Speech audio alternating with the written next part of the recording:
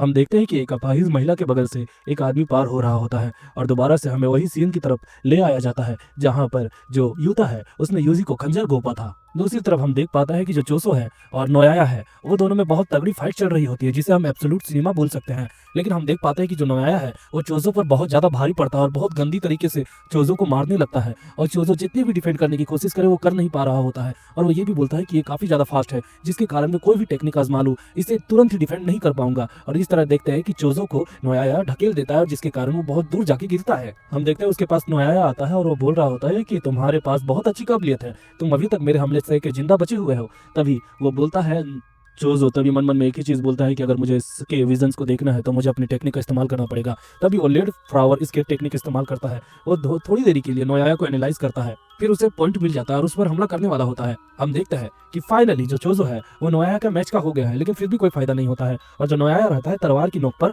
उससे जख्मी कर देता है और बोलता है तुम्हारी टेक्निक काफी ज्यादा कमाल की है। लेकिन नोयाया ये बताता है कि सच कहूँ तो तुम बिल्कुल अजीब हो, सच कहूँ तो तुम इतना खून बहा रहे हो, तुम मर जाओगे यार। लेकिन मुझे ऐसा लगता है कि मेरा बड़ा भाई रहता तो वो भी तुम्हारी तरह ही घटिया और पैथेटिक रहता। तब जो चोजो बोलता है तुम अपने बड़े भाई से इतनी नफरत क्यों करते हो, वो तुम्हारे लिए सब कुछ होना चाहिए। तब वो बोलता है तुम भी बिल्कुल उसी की तरह घटिया सोच रखते हो। तब वो बताता है कि ऐसा नहीं है कि तुम अपने भाई को हेट करते हो, तुम अपने भाई से जलते हो कि कहीं वो तुम्हारी तरह ताकतवर न बन जाए। ये बात सच है ना? अगर मैं बड़ा भाई हूँ तो इसके नाते मुझे अच्छे काम करने होंगे ताकि मैं ना चाहूँ कि मेरा भाई गलत रास्ते पर जाए और मेरी तरह ही अंत में बन जाए। इसीलिए मैं उस पर एक अच्छा उदाहरण देना चाहता हूँ। और हम देख पाते हैं ये बातें जो होती है वो नोयाया को अजीब लगती है और उसके बाद वो तेजी से भागने लगता है। तब हम देख पाते हैं चोजो अपनी ब्लड मैनिपुलेशन टेक्निक आजमाता है जिससे बहुत सारा ब्लड जो रहता है वो नोयाया पर हमला करने के लिए आगे बढ़ रहा होता है और नोयाया ये चीज एनालाइज करता है कि आखिर इतनी ब्लीडिंग के बाद भी ये जिंदा कैसे है। दूसरी तरफ हमें पता चलता है कि जो लोग ब्लड मैनिपुलेशन की टेक्निक इस्तेमाल करते हैं वो लोग कभी ब्लड लॉस के कारण खत्म नहीं हो सकते हैं। हम देखते हैं कि जो नोयाया रहता है वो भागने की कोशिश करता है और पास भी हो जाता है, लेकिन फिर उसकी रफ्तार धीमी हो जाती है। फिर हमें पता चलता है कि जो चोजो है उसने अपने ब्लड मैनिपुलेशन की टेक्निक से उसकी रफ्तार को जकड़ के रख दिया है। लेकिन वो ये बताता है यानी नोयाया कि मेरी रफ्तार एक ह्यूमन की आई से भी बहुत ज्यादा तेज है, तुम मुझे ऐसे नहीं हरा सकते हो। तभी जो नोयाया है वो चोजो पर हमला करने के लिए जा रहा होता है, लेकिन फिर उसे एक बुढ़िया की बात याद आती है कि जो चोजो है वो एक टेक्निक इस्तेमाल करता है जो कि 150 साल पुरानी टेक्निक है और इसका कोई तोड़ नहीं है।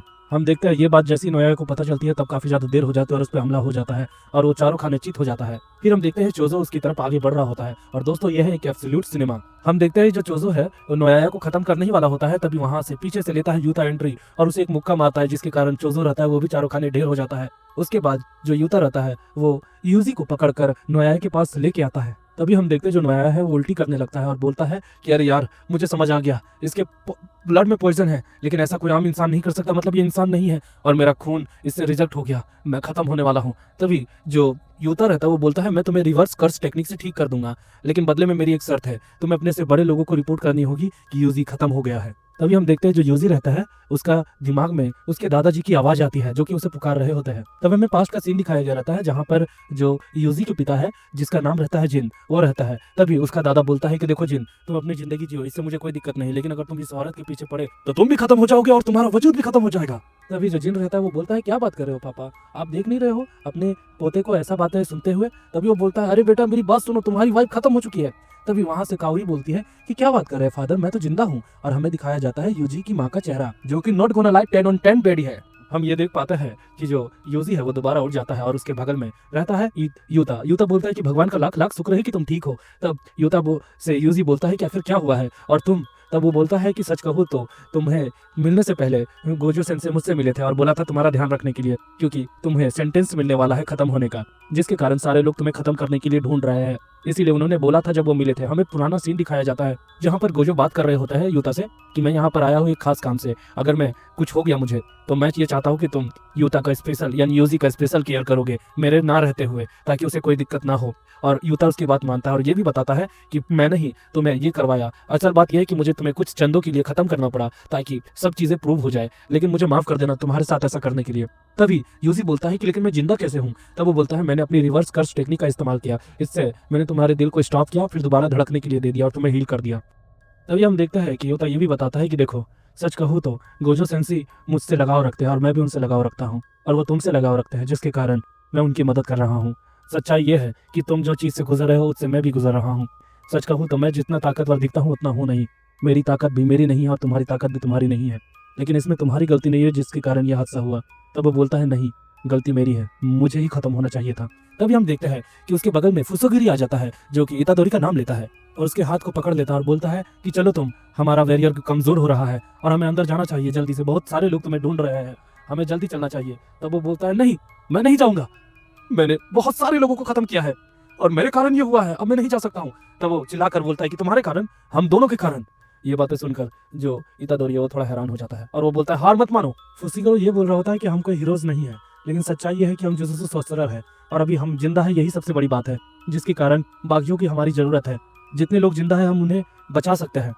तभी फुसिगुरो बोलता है इतादोरी मेरी बात ध्यान से सुनो, मौत का खेल शुरू हो गया है, कलिंग गेम शुरू हो गया है और जो सुकिमी है उसने इस गेम पे हमला बोल दिया है, ये बात याद रखो तुम। हमें ये पता चलता है कि कलिंग गेम ऐसा गेम है जिसमें मौत और खेल कूद का नंगा नाच होने वाला है। हम देखते हैं कि जो यूजी है वो युता को बता रहा होता है कि सुकुना के मैंने 15 फिंगर्स खाए थे, उसके बाद उसने मेरे अंदर कंट्रोल किया है, लेकिन अगर वो दोबारा से बाहर निकला तो सेनपाई मैं आप पे भरोसा करता हूँ, आप मुझे खत्म कर दीजिएगा और इसी के साथ ये खेल को खत्म कीजिएगा। तो वो बोलता है यानी युता कि मैं अपना बेस्ट करूंगा। तभी जो फुसिगिरो होता है वो बोलता है पहले हमें जुजुत्सु हाई जाना होगा और वहाँ पे हमें कॉन्ट्रैक्ट बनाना होगा तेंगिन सामा से। फुसिगिरो ये बताता है कि ये जो गेम है ये गेम काफी ज्यादा खतरनाक होने वाला है और मुझे लगता है कि सुकुना इसमें कुछ प्लॉटिंग कर रहा है, हालांकि हमें पता नहीं है कि हमें क्या करना है, लेकिन अब देखो क्या करना है। तब युता बोलता है कि लेकिन तेंगिन सामा का जो बैरियर है वो 1000 दरवाजों से बंद है और एक ही सही दरवाजा है, अगर हम ऐसा करेंगे तो बहुत समय जाया जाएगा। तभी वहां से चोजो की एंट्री होती है और बोलता है कि मैं इसमें कुछ मदद कर सकता हूँ। तब सब लोग उसे ही देखने लगते हैं।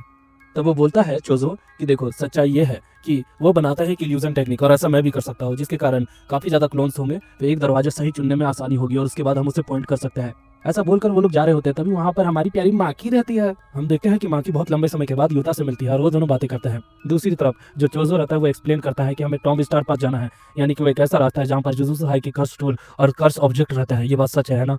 हम देखते हैं कि सारे लोग चोजो को देख रहे होते हैं। तब यूजी बोलता है कि तुम लोग ऐसा समझ सकते हो कि ये मेरे बड़े भाई है। तो ये बातें सुनकर जो चोजो है उसे काफी ज्यादा खुशी हो जाती है। हम देखते हैं वो लोग आगे बढ़ते हैं और वहाँ पर खून के धब्बे रहते हैं जिसको यूजी नोटिस करता है। तभी वो पीले बाल वाली लेडी बोलती है कि ये 12 साल पुरानी घटना है। फिर वो लोग दरवाजे से अंदर आ जाते हैं। तब वहाँ पर जो तेंगिन सामा है वो बात कर रहे होता है कि जेनिन क्लेन के लोग भी आए हैं। हम देख पाते हैं तेंगिन सामा को और वो ये भी बोल रही होती है कि यहाँ पे तो सुकुना का वेसल भी आया है।